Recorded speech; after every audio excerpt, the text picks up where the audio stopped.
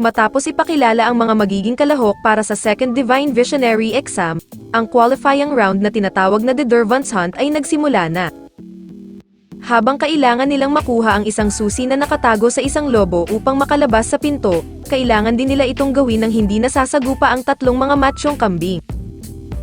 Nang dalhin na ang lahat ng kalahok sa gubat upang simulan na ang kanilang paghahanap, agad na nakaharap ng isang extra ang halimaw, subalit dahil nakalimutan sabihin ng announcer na immune pala ang mga kambing sa magic, ay ito ang unang bumagsak sa pagsusulit. Kaya habang ang iba ay nag-iisip na ng kanilang mga strategy, iminungkahi ng announcer na itoon na lamang nila ang kanilang pagsisikap sa pagtakas at paghahanap ng susi.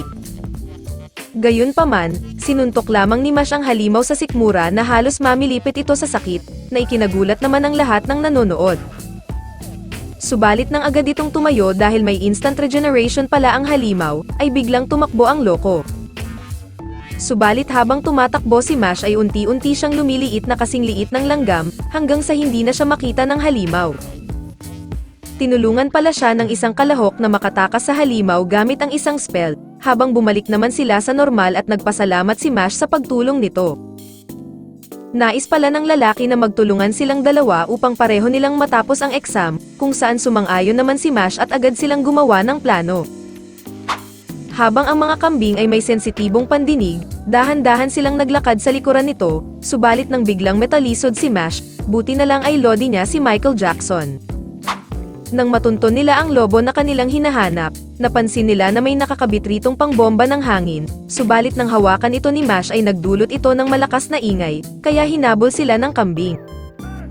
Makalipas ang isa pang plano na hindi pa rin gumana, naisip ng lalaki na sirain nila ang pambomba, ngunit ang susi ay nananatili sa loob ng lobo. Kaya nang napagtanto ng lalaki na kailangan nilang gumamit ng magic upang paputukin ang lobo, ay biglang nakaisip si Mash ng isang plano. Para sa unang bahagi ng kanilang plano, gumamit ang lalaki ng isang magic upang palakihin ang butas ng lobo, habang si Mash ay biglang lumapit at pumorma ng naka-headstand. Habang ang iba ay iniisip na mukha daw itong komedyante, biglang inikot ni Mash ang kanyang katawan ng sobrang bilis na parang naging trumpo ang ulo, at bumuo ng isang buhawi upang punuin ng hangin ang loob ng lobo hanggang sa ito ay mapuwersang pumutok.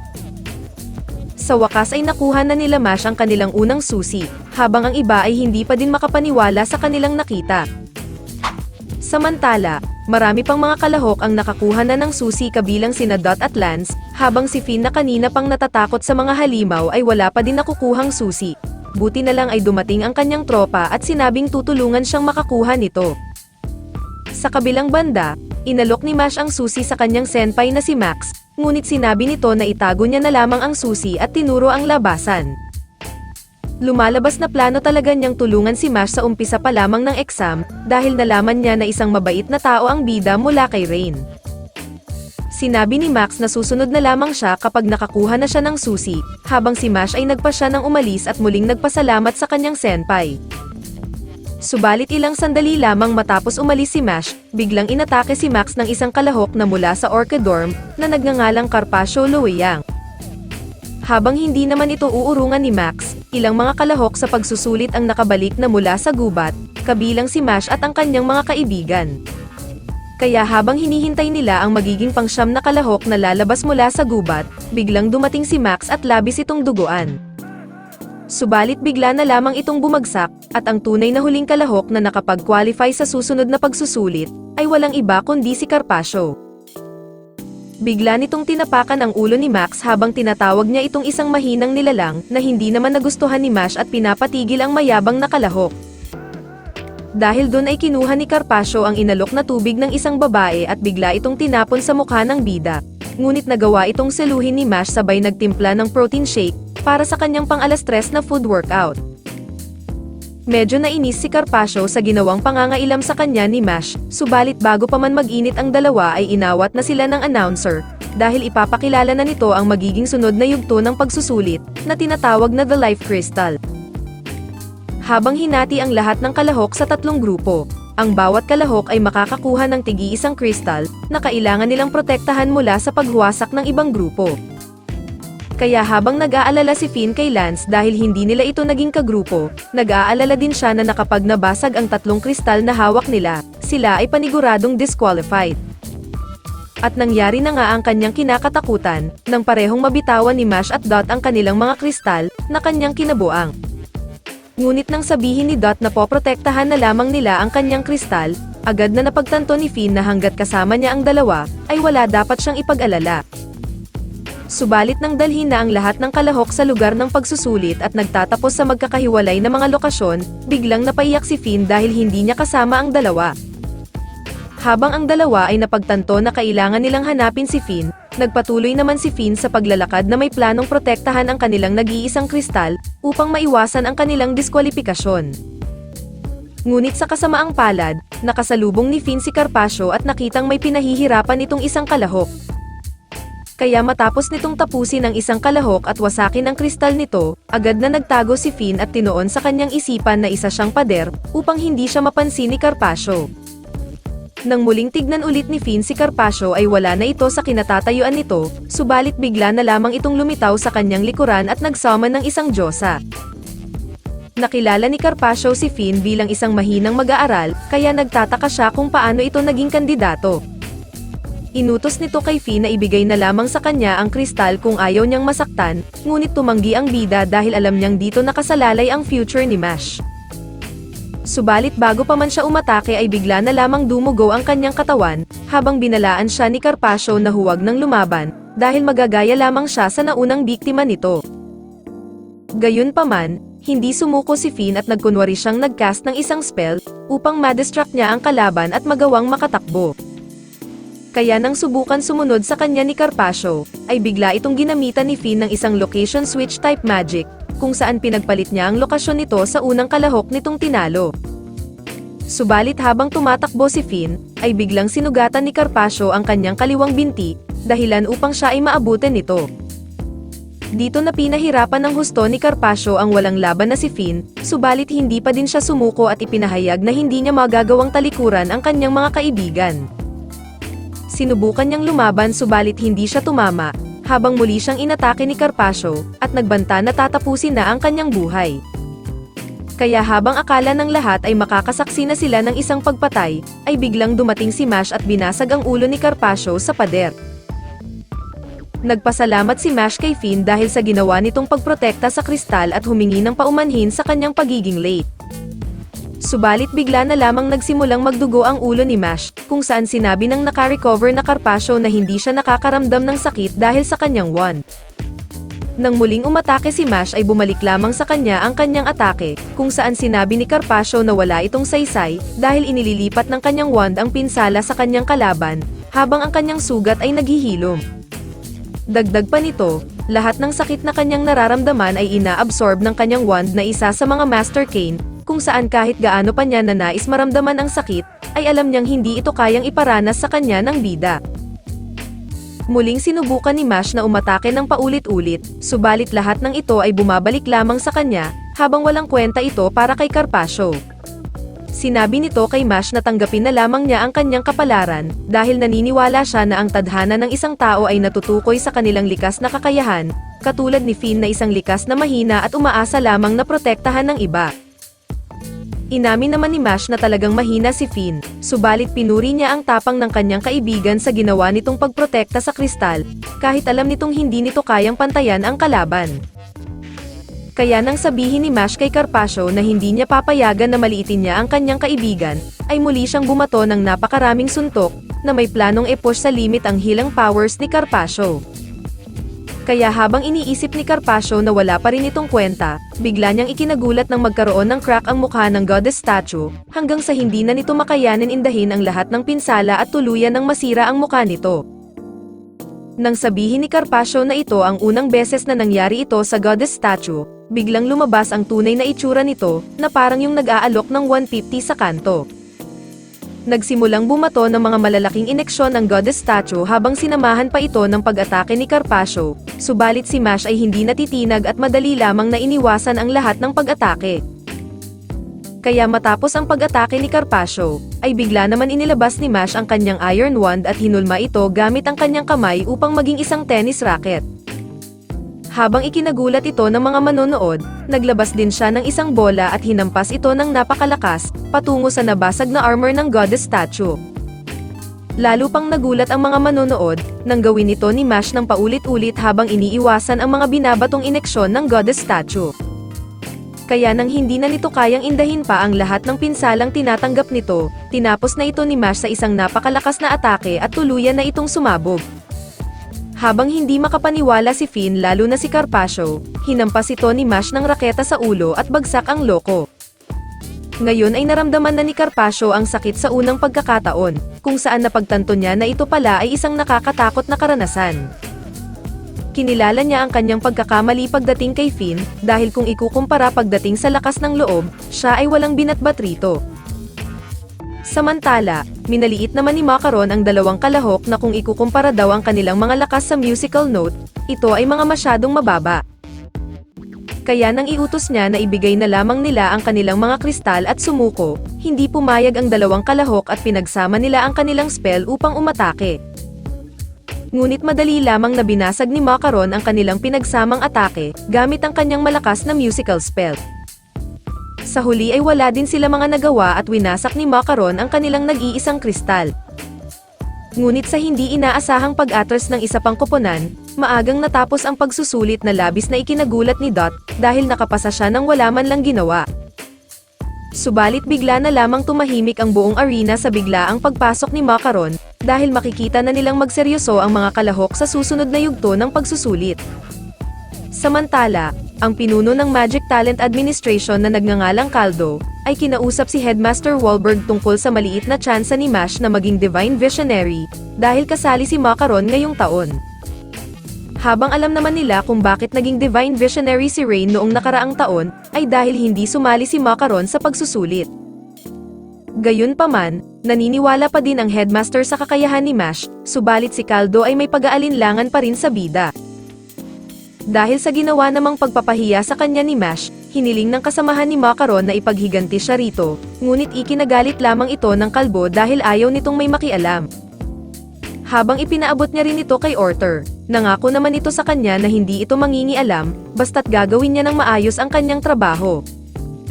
Samantala, habang ang mga bida ay may mga sarili na namang mundo at nahihirapan na namang intindihin ang mga ito ni Finn, bigla na lamang lumitaw si Caldo na ikinagulat ng lahat.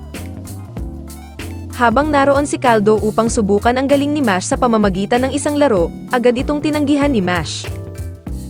Subalit nang sabihin nito ang kanyang posisyon at may awtoridad na aprobahan ang magiging Divine Visionary, agad na nagbago ang isip ni Mash at tinanggap ang hamon nito. At bago sila magsimula, sinabi ni Caldo na kapag nanalo si Mash, siya ay makakakuha ng pabor sa pagsusulit. Habang ang kanilang magiging laro ay tinatawag na If You Look You Lose, kailangan manatili ni Mash sa loob ng isang bilog habang bumibilang si Caldo mula sa 3 pababa, na hindi tumitingin sa direksyon na ituturo nito pagkatapos bumilang. At kapag naipasa ni Mash ang 3 round, siya ang tatanghalin na panalo. Para sa unang round, tinuro ni Caldo ang itaas, subalit may atake na lumabas sa ibaba na nagawa namang iwasan ni Mash, habang nakatingin sa kaliwa. Para naman sa ikalawang round, tinuro ni Caldo ang 2 direksyon at naglabas ng 2 atake, subalit sinangga ito ni Mash gamit ang kanyang kamao habang nakatingin sa ibaba. Dahil napahanga ni Mash si Baldo, ay ginamit na nito ang kanyang espada na may itim na apoy, na may kakayahan na sunugin ang kahit anong bagay. Tinuro nito ang 3 direksyon at saka umatake, habang nagagawa naman itong iwasan lahat ni Mash na hindi lumalabas sa bilog. Hanggang sa nagawang payukuin ni Caldo si Mash at sinamantala ang pagkakataon na umatake sa ilalim, ngunit tinanim niya ang kanyang mga paa sa sahig at tumalon na kasama ang bilog, habang nakatingin pa rin sa ibaba.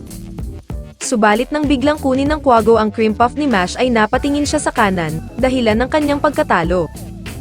Sa huli ay sinabi ni Caldo na hindi yun counted, subalit nagpa siya ang lalaki na gawing draw ang laban, habang sinabihan si Mash na mahihirapan siyang talunin si Macaron sa kanyang kasalukuyang antas.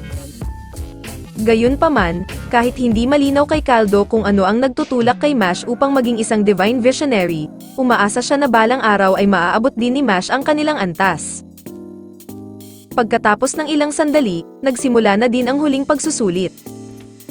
Habang ito ay magiging isang one-on-one fight, ang mananalo ay tiyak na matutukoy kapag hindi na kayang magpatuloy pa ng kanilang kalaban, o hanggang sumuko na ito. Habang ang unang laban ay sa pagitan ni Mash at ni Macaron, nagpa siya muna ang dalawang kalahok na kainin ang kani-kanilang paboritong pagkain bago magsimula ang laban. Subalit napansin ni Mash na nanggigigil si Macaron sa paglalagay ng sauce sa kanyang tempura, kaya napagtanto niya na isa itong takas sa mental at mukhang mapapalaban siya rito. Kaya nang pumorma na ang dalawa upang simulan ang kanilang laban, agad na pinaramdam ni Macaron ang kanyang lakas sa buong arena, kung saan sinabi ni Lance na pinaniniwala ang kasing lakas ng isang Divine Visionary. Agad na umatake si Macaron na sinalon ni Mash na parang libero, ngunit dahil kasing bigat ito ng isang bowling ball, ay napa-atras si Mash sa pader. Subalit nang mahawi ang usok ay wala roon si Mash, at bigla na lamang itong lumitaw sa likuran ni Macaron at tumalon ng napakataas sa ere kasama ang kalaban. Pagkatapos ay bumulusok sila pababa at inumpog ni Mash ang ulo ni Macaron sa lupa. Kaya habang ang mga manonood ay iniisip na natalo na ni Mash si Macaron, makikitang hindi man lang ito nasugatan at handa na muling ipagpatuloy ang laban. Samantala, isang lalaki naman ang naglalakbay sa himpapawid kasama ang isang grupo ng mga dragon, at may balak na makita si Mash. Nang magpatuloy ang laban ng dalawa, nagpakawala si Macaron ng sunod-sunod na atake patungo kay Mash. Nagawang makalapit ni Mash sa likuran ni Macaron, ngunit bigla itong humarap sa kanya at bigla na lamang tumigil sa gagawin sanang counter, dahil napansin itong pinoprotektahan ni Mash ang kanyang cream puff. Matapos kunin ang kanyang pinakamamahal na cream puff, nagpatuloy ang dalawa sa pakikipaglaban at gumamit si Macaron ng isang musical spell na hugis kamao. Nang lumusat lamang rito ang suntok ni Mash ay napinsala ang kanyang mga eardrum, sinabi ni Macaron na ang kanyang mga spell ay hindi kaya ng ordinaryong suntok lamang. Nagpatuloy sa pag-atake si Macaron na nagdulot ng internal damage kay Mash, habang ipinapahayag ang kanyang pagkadismaya. Kaya nang magpasya na si Macaron na tapusin na ang laban, ay naglabas siya ng malalaking gramophone sa buong paligid ni Mash at gumawa ng napakalakas na ingay, na nagdulot ng isang sound wave. Nang inakala ng lahat na tapos na ang laban, napagtanto nila na wala na si Mash sa paligid, habang biglang hinila si Macaron sa ilalim ng lupa at lumabas mula rito ang bida. Lumalabas na upang makaiwas si Mash sa soundwave, ay nagdive siya sa ilalim ng lupa at naghukay ng napakabilis. Habang hindi pa roon natatapos ang bida, biglang sinipa ni Mash ang ulo ng kalbo na parang bola, at pagkatapos ay sumampa siya sa ibabaw nito at sinimulan magpakawala ng sunod-sunod na mga suntok. Subalit biglang napahinto si Mash, nang maramdaman niyang tila seryoso na si Macaron at nagdesisyon na ipapakita sa kanya ang tunay nitong anyo. Kaya matapos magliwanag ang buong arena, ay matagumpay na nag-transform si Macaron at napahanga niya ang lahat dahil sa kanyang napakabatang hitsura, habang si Mash ay nagulat dahil nagkaroon ito ng buhok. Samantala, habang nagpapapogi si Rio sa salamin, bigla siyang binulabog ng isang ulat na si Innocent Zero ay kumikilos na naman. Habang naniniwala siyang si Mash ang target nito, sinabi niya na itaas ang kanilang seguridad sa buong paaralan at kailangan pigilan nila Orter at Caldo si Innocent Zero, habang hindi pa sila dumarating. Ipinakita ni Macaron ang kanyang bagong kapangyarihan nang biglang mag-teleport ito sa tabi ni Mash at bumulang sa kanya, na nagdulot ng pagbagsak niya sa lupa. Ikaw ba naman sabihin ng Pogi, 150? Nang subukan ni Mash na umatake, ay agad itong nawala at lumipat sa itaas na bahagi ng arena, habang sa isa pang pag-click ng daliri ay agad siyang nakagawa ng atake kay Mash, at ipinaliwanag na siya daw ay naging tunog mismo. Ipinaliwanag ni Caldo, na kung nais tamaan ni Mash si Macaron ay kailangan niyang kumilos na mas mabilis pa sa speed of sound, subalit ito ay napakahirap na gawain. Nang muling tumayo si Mash na nakahawak sa pader, muling naglakbay si Macaron sa speed of sound. Ngunit bago pa man ito maisagawa ang kanyang atake, ay biglang nawala si Mash, at lumitaw sa kanyang likuran na ikinagulat ng lahat. Ipinaliwanag ni Caldo na nagawa itong iwasan ni Mash sa pamamagitan ng paggamit ng mga katangian ng tunog at kanyang mabilis na pakiramdam. Habang hindi nangangamba si Macaron, ikinagulat niya na sa paanong paraan na nalagyan ni Mash ng tartar sauce ang kanyang mga daliri upang hindi siya makagawa ng tunog at makapag-teleport, dahilan upang mapabagsak siya ni Mash gamit ang isang clothesline. Dahil dun ay napahanga ni Mash si Macaron at nagpa siya ng gamitin ang kanyang pinakamalakas na spell, at lumitaw ang isang napakalaking kampanilya sa arena. Habang ang kampana ay magsisimulang tumunog sa buong arena sa loob ng 1 minuto, ang sinumang makakarinig nito ay mawawalan ng kakayahan. At ang tanging paraan upang ito ay mapigilan, ay sa pamamagitan ng pagkuha ng wand mula kay Macaron, subalit hindi ito magiging madali dahil kailangan hulihin ni Mash si Macaron, habang naglalakbay ito sa speed of sound. At dahil 10 segundo na lamang ang natitira bago tuluyan ma-activate ang spell, itinanim ni Mash ang kanyang mga kamay sa lupa upang itaob ang malaking parte nito patungo kay Macaron at magawang matrap ito sa pader. Sinamantala ni Mash ang pagkakataon upang sugurin si Macaron, na ngayon ay may dalawang paraan na lamang para makatakas, kung sa kanan o sa kaliwa. Nang mahulaan ni Mash ang direksyon kung saan ito tatakbo, nagawa niyang mapigilan at mahila ito gamit lamang ang kanyang hinliliit, at pagkatapos ay agad niyang winasak ang wand dahilan upang tuluyang mapigilan ang spell ni Macaron.